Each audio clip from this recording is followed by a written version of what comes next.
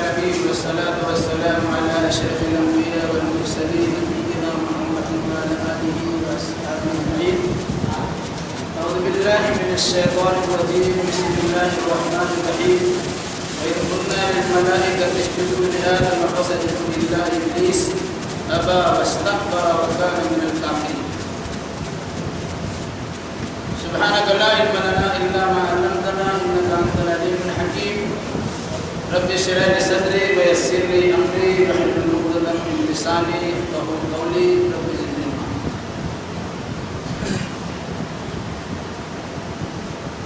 ایک عنوان آپ کے سامنے چل رہا ہے،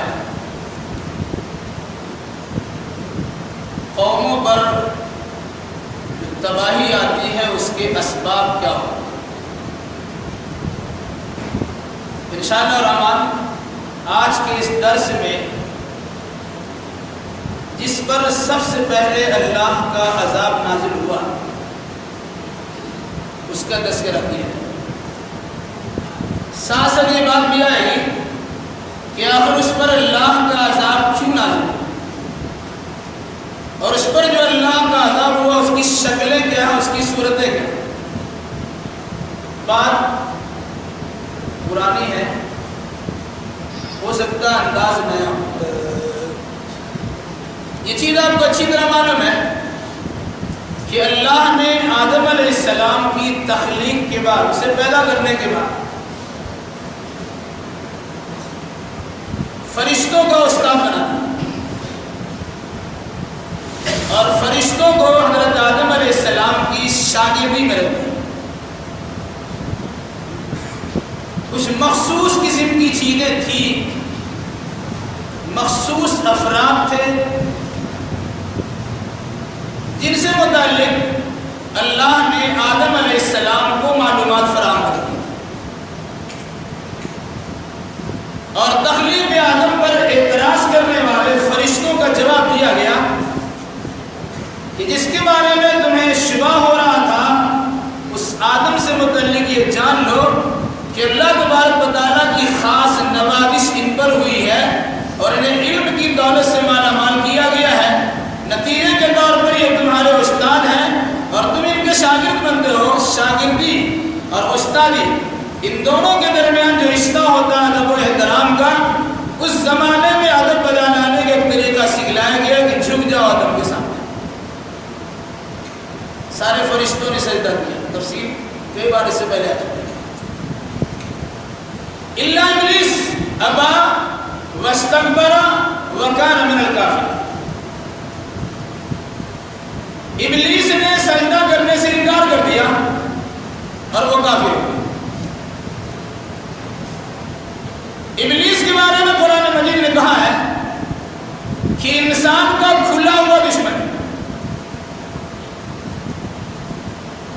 ابلیس اللہ کی ایک مخلوق ہے، جن میں کا ایک فرد ہے، لیکن فرشتوں کی صحبت و سنگت کے نتیجے میں فرشتوں کو جو حکم ملا تھا اس حکم کی بجا آوری کی تعمیل کرنا ان کے لیے بھی ضروری تھی.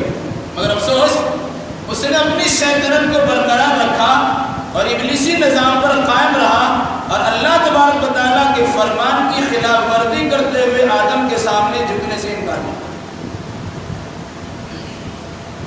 وجہ کیا ہے اور اس کے بعد سزا کیا ہے، تفصیل ہے. عذاب الہی کی مختلف صورتیں ہوتی ہیں اور قوموں کی تباہی کے اسباب بھی الگ الگ ہوتے ہیں. ابلیس اللہ کے حکم کی خلاف ورزی کرنے کے نتیجے میں اپنے آپ کو اللہ کے عذاب کا مستحق بنا لیا. کس طرح؟ پہلی بات، حکم ملا سجدہ کا، سجدہ نہیں. دوسری بات، جب پوچھا گیا تم نے سجدہ کیوں نہیں کیا تو ابلیس نے اپنی بڑائی کا اظہار کیا. تیسری بات، اپنی بڑائی کو سمجھانے کے لیے اس نے قیاس، عقلی گھوڑا دوڑا کر کام لیا. اور چوتھی بات، اس عمل کے نتیجے میں اپنے آپ کو کافر بنا لیا. یہ اسباب ہیں جس کی وجہ سے عذاب نہ دیا۔ پہلا کیا ہے؟ آدم کو سجدہ کرنے کا حکم ملا، فرشتوں کو حکم تھا کہ آدم کے سامنے جھک جائیں۔ ابلیس نے سجدہ کرنے سے انکار کیا۔ پہلا کام حکم الہی کی خلاف ورزی، حکم الہی کے مطابق آدم کے سامنے جھکنا تھا، جھکنے سے انکار۔ اور جب سوال ہوتا ہے کہ تم انکار کیوں کیے ہو، اسے اپنی غلطی مان لینی چاہیے، لیکن ابلیس نے اپنی غلطی کو تسلیم کرنے کے بجائے اپنے عقیدے اور نظریہ کو صحیح ثابت کرنے کی کوشش کیا اور کہا کہ انا خیر منہ خلقتنی من نار وخلقتہ، میں اس سے بہتر ہوں، تو نے مجھے آگ سے بنایا ہے اور تو نے اسے مٹی سے بنایا ہے۔ آگ اوپر کو جاتی ہے اور مٹی نیچے کو آتی ہے، جھکنا ان کا کام اور سر اٹھانا ہمارا، اس لیے میں اس کے سامنے جھک نہیں سکتا۔ واستكبر، اس نے بڑائی کا اظہار کیا۔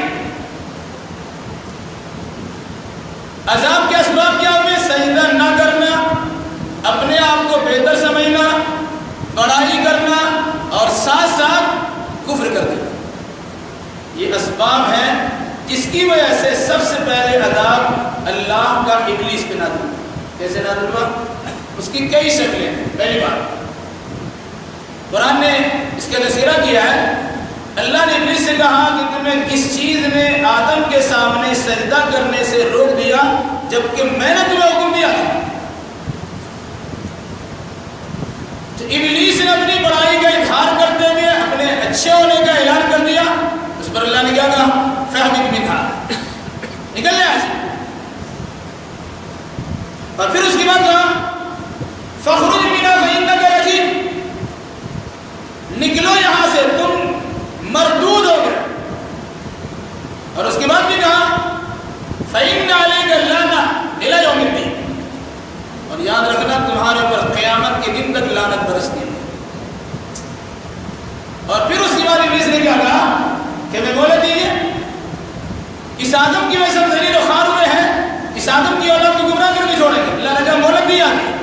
پھر اللہ نے اس کے بعد کیا کہا؟ ٹھیک ہے، لَأَمْلَأَنَّ جَهَنَّمَ مِنْكَ وَمِمَّنْ تَبِعَكَ، تو اس سے اور تیرے ماننے والوں سے جہنم کو بھر دوں گا۔ دیکھیے گا اس میں عذاب کی شکلیں کہیں گی۔ ایک جگہ اللہ نے فرمایا اِنَّكَ مِنَ السَّاغِرِينَ، تو ذلیل ہو گیا، چھوٹے میں چلا گیا۔ اِنَّكَ رَجِيمٌ، تو مردود ہو گیا۔ پھر فرمایا تم پر اللہ کی لعنت ہے۔ اور چوتھی بار فرمایا کہ سب تو دنیاوی چیز ہوگی، آخرت میں مرنے کے بعد تو اور تیرا ماننے والا سب ایک ساتھ جہنم میں داخل ہوگی۔ یہ ہے عذاب کی مختلف شکلیں، اور اس سے پہلے تھی عذاب کی وجہ اور اس کے اسباب۔ اور کیجیے گا، سجدہ نہیں کرنا عذاب کو دعوت دینا۔ ابلیس ایک سجدہ آدم کے سامنے نہیں دیا تو کافر ہو گیا۔ مسلمان اللہ کے سامنے سجدہ نہیں کرتا ہے اور پکا مسلمان۔ رات دن میں 5 وقت کی نمازوں میں 17 رکعتیں فرض ہے، جس میں 34 سجدے فرض ہوتے ہیں۔ ایک سجدہ نہ کرنے کے نتیجے میں ابلیس ذلیل و خوار ہو گیا، ابلیس ذلیل و خوار ہو گیا، اور 34 سجدہ فرض سجدہ کے نہ کرنے کے بعد مسلمان سوچتا ہے کہ ہم ذلت خواری سے دور رہیں گے، عزت و سربلندی بھی ملے گی۔ کیسے ہو سکتا ہے؟ جو اسباب ہیں ذلت کے، تباہی کے، لعنت کے، جہنم میں جانے کے، وہ اسباب ابلیس کے تعلق سے قرآن مقدس نے بیان کر دی۔ اور پھر اس کے بعد جو عذاب کی شکلیں ہیں، اللہ تبارک و تعالیٰ کی جانب سے انہیں ذلیل کیا جانا، اسے مردود کیا جانا، اس پر اللہ کی لعنت کا ہونا، اور اس کو اس کے ماننے والوں کے ساتھ جہنم میں ڈھکیل دینا، یہ سب عذاب کی شکلیں ہیں۔ اس لیے قرآن میں عذاب کی مختلف صورتیں بتلائی گئی، اور عذاب کے نازل ہونے کے مختلف اسباب بھی بتلائے گئے۔ ان اسباب کا جائزہ لیجئے، اگر ہمارے اندر وہ خرابیاں ہیں تو اللہ کے واسطے فوراً دور کیجئے، اور اگر نہیں ہے تو اللہ تبارک و تعالیٰ کا شکریہ ادا کیجئے، اور اپنے آپ کو اللہ کے حکم کی تعمیل میں مستقل لگا دیجئے۔ سجدہ کا حکم ملا، آپ سجدہ کریں گے، اپنے آپ کو چھوٹا بنا کے پیش کرنا تاکید ملی تکبر نہیں کریں گے، اپنے آپ کو مومن بنا کے پیش کرنے کا حکم ملا کفر نہیں کریں گے، علاوہ اس کے حاسدانہ عقیدہ، حاسدانہ عمل، حاسدانہ نظریہ یہ شیطان کا تھا، جس کے نتیجے میں آدم علیہ السلام سے بغض عناد کیا اور نتیجتاً اپنے آپ کو اللہ کے عذاب کا مستحق بنا لیا۔ جو انسان اپنی پڑھائی کا اظہار کرتا ہے اللہ تبارک و تعالیٰ اسے ذلیل و خوار کر دیتا ہے۔ شیطان نے پڑھائی کا اظہار کیا، ذلیل و خوار کر دیا۔ ہم بھی اگر شیطان کے نقش قدم پر چلیں گے تو ہم بھی اپنے آپ کو ذلت و خواری سے بچا نہیں سکتے۔ اس مناسبت سے دیکھیں گے آدم کی اولاد ہونے کے نتیجے میں آدم سے بھول ہوئی، انہوں نے معذرت کر لی، توبہ اللہ کر لیا، استغفار کر لی، ربنا ظلمنا انفسنا وان لم تغفر لنا وترحمنا لنکونن من الخاسرین کا ورد کرنا شروع کیا۔ اللہ کی جانب سے ان کی بخشش کر دی گئی، معافی کا اعلان کر دیا گیا۔ ابلیس سے غلطی ہوئی، ابلیس اپنی غلطی میں اڑ گیا اور اپنی غلطی کو صحیح ثابت کرنے میں لگ گیا تو اللہ تبارک و تعالیٰ نے ذلیل و خوار کر دیا۔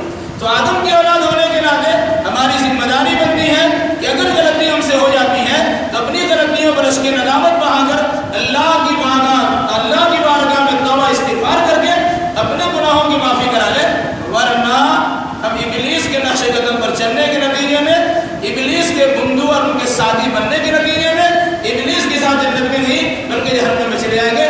جس طرح ذلت و خواری کے ساتھ جہنم میں ابلیس کو ڈالا جائے گا، ان کے ماننے والوں کو ڈالا جائے گا۔ رمضان مغفرتوں کا مہینہ ہے، اس موضوع کا تذکرہ صرف اس لیے کیا گیا ہے کہ رمضان میں کی جانے والی مغفرت سے فائدہ اٹھاتے ہوئے اللہ تبارک و تعالیٰ سے بخشش کا، معافی کا اور مغفرت کا طلبگار بن کر اپنی خطاؤں کو معاف کروا لے اور اپنی غلطیوں سے اپنے آپ کو دور کرنے کی کوشش کرے۔ اللہ ہمیں آپ کو اور جملہ مسلمانوں کتاب اللہ اور سنت رسول اللہ کی روشنی میں عقیدہ و اعمال بجا لانے